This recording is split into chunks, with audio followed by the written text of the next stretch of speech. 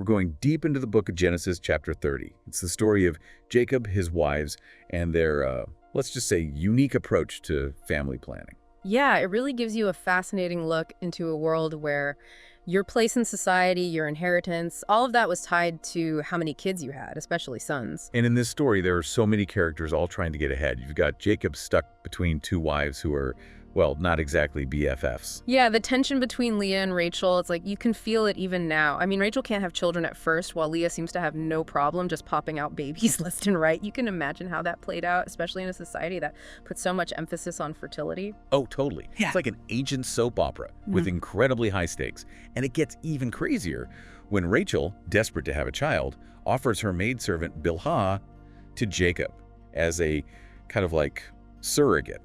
It wasn't unusual at the time, but it definitely adds, another layer of complexity to this whole family dynamic. It shows just how much pressure women were under and what they would do to secure their place, within the family. Right. And then Leah, not wanting to be outdone, offers her own maidservant, Zilpah, to Jacob, too. So suddenly it's like this baby-making competition. You almost have to laugh, but you can also sense that desperation just below the surface. Absolutely. And even the names they give their children are so revealing. I mean, when Rachel finally has a son through Bilhah, she names him Dan, which means God has vindicated me. It's like a statement, almost a challenge. Wow. So we've got rivalry, we've got surrogacy, and then, as if things couldn't get any more dramatic, Leah's son Reuben stumbles upon some mandrake plants. Now, these plants were thought to have, fertility powers. Yeah. This totally throws a wrench into things. Right. It's this detail that just gives you a glimpse into what people believed back then. What's fascinating is that Rachel, desperate for a child of her own, offers to trade with Leah. She wants those manjuks, even offers a night with Jacob in exchange. Talk about a high-stakes trade. It makes you wonder, did Rachel actually believe in the, magical powers of these plants? Or was it more about trying to take control in a situation where she felt totally powerless? I think that's a great question, and it kind of gets to the heart of what this whole story is about. Desire, ambition, and just how far people will go for what they believe will make them happy. Absolutely. Yeah. And it also shows how limited women's choices were back then. Even though they were living in a patriarchal society, they still found ways to, negotiate and exert a little bit of control over their lives. So we've got this intense rivalry, this kind of transactional approach to family planning, and then boom, God steps in and remembers Rachel. After all these years, she finally gets pregnant and gives birth to Joseph. And this is huge, not just for Rachel, but for the whole Bible. I mean, Joseph becomes this incredibly important figure later on. His birth is seen as a direct act of God. It does make you wonder, though, how did people back then understand how human choices and God's will work together? Did they think everything was predestined, or was there room for free will? That's a tough one. They clearly believed in a God who was involved in their lives, but they also acknowledged that people had to make their own choices. It's almost like a dance between fate and free will. And in Rachel's case, it seems like her persistence, even when it took some interesting turns, might have played a role in her finally being blessed with a child. I think you're right. It does make you think about the power of perseverance, even when things seem impossible. So we've talked about the wives and the arrival of Joseph, but this chapter isn't just about family drama, right? Yeah. It also sets up Jacob's own journey toward wealth and success. And this is where things get interesting. Exactly. After working for his father-in-law, Laban, for years, Jacob decides it's time to go home with his family and build his own fortune. But Laban sees how valuable Jacob is, and he doesn't want to let him go. He offers him a regular salary to stay. But Jacob, always the clever one, comes up with a different plan.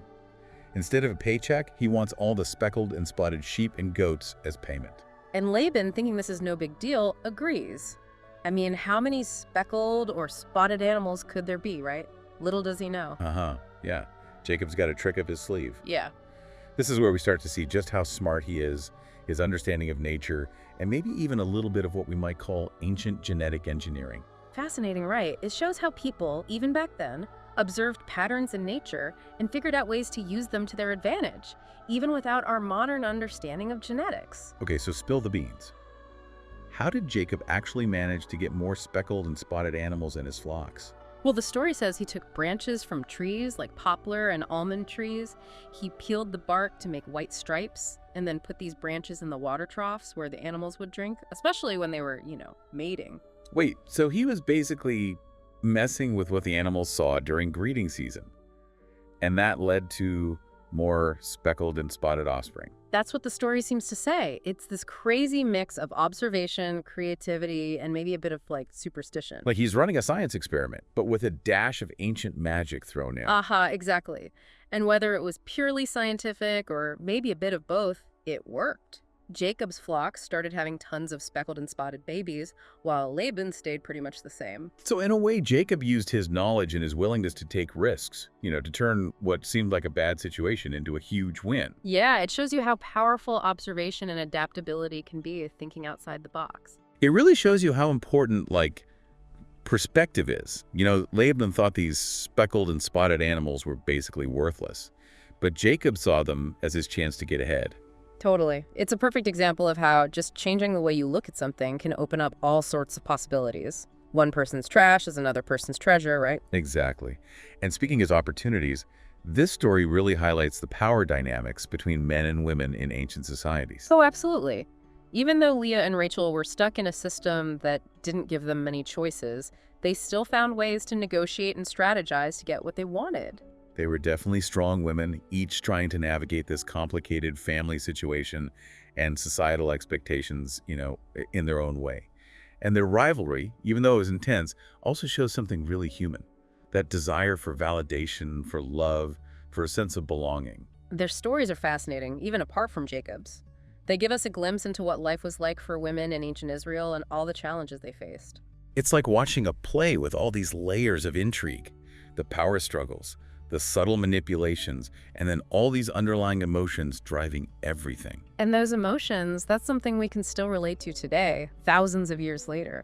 That need for recognition, the fear of being overlooked, wanting to create a good future for yourself and your kids, that's human nature. So true. It makes you think, how much has really changed when it comes to relationships? I mean, we might not be trading mandrakes or breeding sheep anymore, but those basic desires and motivations, they're still there. I agree. We're all still driven by those same needs for connection, security, and a sense of purpose. Okay, so we've explored the family drama, the power dynamics, the clever strategies, but there's another aspect we haven't really touched on, the spiritual side of things. Oh yeah, the idea of divine intervention is a big part of this story. I mean, Rachel finally getting pregnant is because God remembered her. Yeah. It makes you think about how people back then saw the connection between what they did and what God did. It's almost like they believed they were working with God. They had to make the right choices, but ultimately, it was God who decided if they were successful. Yeah, it was definitely more nuanced than that. They believed in a God who is powerful and just, but also sometimes, mysterious and unpredictable. So they had to wrestle with the question of why some prayers were answered and others weren't. Exactly. That tension between what humans want and what God wills is all over the Bible. It shows that even back then, people understood that life is complicated and we're not always in control. Definitely. And believing in a God who is both close to them but also beyond their full understanding, I think that helped them stay humble and realize they needed God. It's interesting to think that even thousands of years ago, people were grappling with these big questions about faith, destiny, and what it all means. And those questions are still relevant today as we try to figure out our own spiritual journeys. So we've talked about family lineage, divine intervention, but one thing keeps coming back to me. We've talked about Jacob's ambition and his cleverness, but were his actions, morally okay? Are there any rules when it comes to getting ahead? Ooh, that's a good question. One that people have been debating for centuries. I mean, you have to admire how resourceful he was. He took a tough situation and turned it into a success story. But some of his methods were, let's say, a little shady. Yeah, tricking his father-in-law, manipulating the breeding of the animals. Looking back now, those things definitely raise some ethical red flags. Exactly. Where do you draw the line between being a savvy businessman and being straight up dishonest? When does ambition become a lack of integrity? That's the big question, isn't it? And it's a question that each person, each society has to figure out for themselves. It's not always easy to know what's right and wrong. What's acceptable in one situation might be totally unethical in another. It's all about context. Especially when you consider the culture back then. Family, inheritance, social status, those things were huge. Those pressures probably had a big impact on the choices Jacob made. Yeah, we can't just judge the past by our own standards today. What we see as deception, they might have seen as something completely different. So we have to try to understand the whole situation before we jump to conclusions. Exactly. It's about understanding, not judging. But that doesn't mean we can just ignore the ethical questions, right? Of course not. In fact, thinking about these questions can help us figure out our own values and make better choices in our own lives. So this story from Genesis, it's not just a history lesson. It's like a case study in ethics.